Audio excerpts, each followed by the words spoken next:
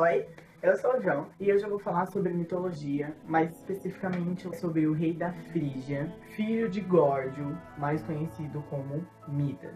Esse conto ele é bem popular, eu acredito que a maioria das pessoas já devem ter ouvido falar dele, eu acho que ele é retratado na escola. E no mito acontece o seguinte: todos vocês devem se lembrar do deus Dionísio, que é Baco para os romanos, e esse mito começa com ele. Acontece que Baco tinha um mestre que ensinou várias coisas para ele e basicamente criou ele. E esse mestre era chamado de Sileno. E como Dionísio era o deus do vinho, das festas e esse tipo de coisa, era natural que os dois estivessem bêbados pelo menos uma grande parte do tempo. Hoje é meu aniversário, eu vou comer, né? Um japonês com os meus amigos do escritório. Então acontece que Sileno bebe demais e ele acaba se perdendo de Baco. Ele é encontrado por aldeões que servem a esse rei, o Midas. Midas ele era um rei do bem, e o que acontece? Ele acolhe Sileno e trata ele bem até que ele melhora. E quando isso acontece, ele devolve Sileno para Baco, que fica em eterna dívida e concede a Midas, então, qualquer desejo que ele queira.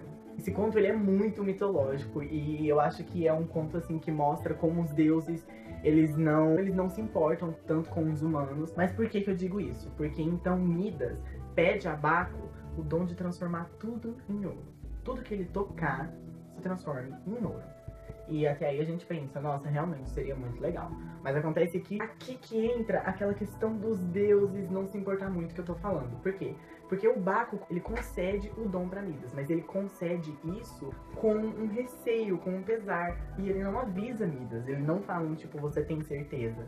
Entendeu? Ele simplesmente dá o dom. E o rei Midas, ele fica muito feliz. Então ele pede para que os servos dele preparem um grande banquete para comemorar esse dom. Mas é aqui que entra a parte infeliz do conto, que é quando o Midas descobre que ele precisava ter sido um pouco mais específico com o desejo dele. É por isso que eu acho que, no caso, Baco não se importava muito, né? Porque ele não avisou. Acontece que tudo que Midas toca vira ouro. Então, quando ele toca em alguma comida e vai comer, ela vira ouro. E ele não consegue comer. Quando ele tenta beber alguma bebida, vira ouro derretido. Então, automaticamente, uma coisa que era considerada uma bênção acaba se tornando uma desgraça.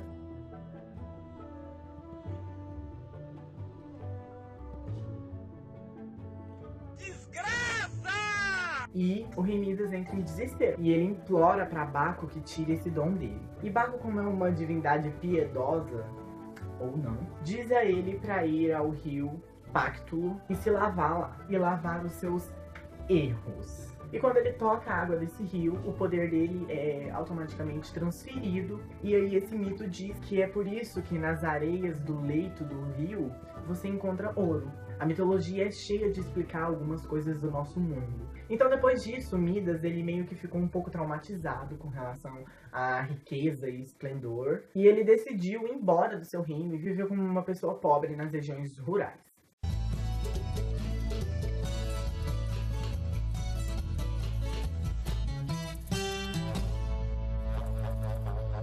E quando ele foi pra lá, ele se tornou adorador do deus Pan, que é o deus grego dos campos. E tudo ia muito bem até aí. Mas aconteceu que um dia, Pan teve a coragem de comparar a música que ele produzia em sua flauta à música de Apolo. Tendo isso feito, um desafio é marcado, onde o deus das montanhas, Tímolo, é escolhido como jurado. Então cada um dos deuses se posiciona em um lugar, e Midas, que morava por ali, acaba sendo testemunha também dessa competição. Então, ao sinal do árbitro, Pan mostra suas músicas rústicas para o jurado e para o seu servo, Midas, que parecem se agradar muito. Mas é então que chega a vez de Apolo, que com sua lira toca uma música magnífica, e sendo assim, Tímolo define Apolo como o deus vencedor. Mas acontece que Midas não acha muito justo. Ele então reclama com os juízes que seu amo tocou uma música muito melhor. Diz que a veracidade do vencedor desse desafio é muito duvidosa. Apolo, sendo um deus como qualquer outro, não tolera. Ele então pune Midas, fazendo com que orelhas de asno cresçam em sua cabeça. Midas ficou muito triste, mais uma vez, coitado. Mas ele teve ali um pinguinho de esperança, porque ele conseguia esconder essas orelhas com um enorme pano, um turbante, que seja. Mas acontece que o cabeleireiro de Midas sabia desse segredo, obviamente, mas o antigo rei havia alertado ele pra não contar o seu segredo pra ninguém. Só que esse cabeleireiro, ele era muito fofoqueiro.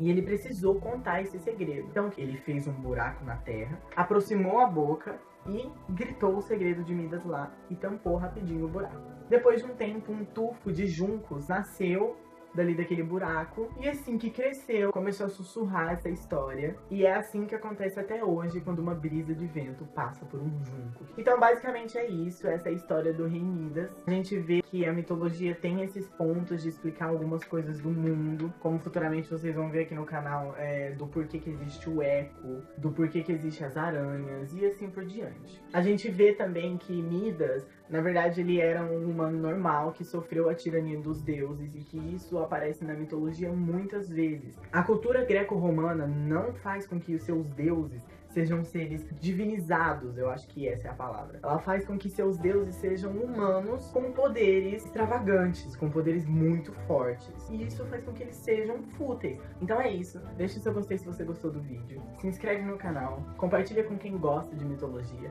e com quem não gosta de mitologia para começar a gostar de mitologia. E é isso. Tchau.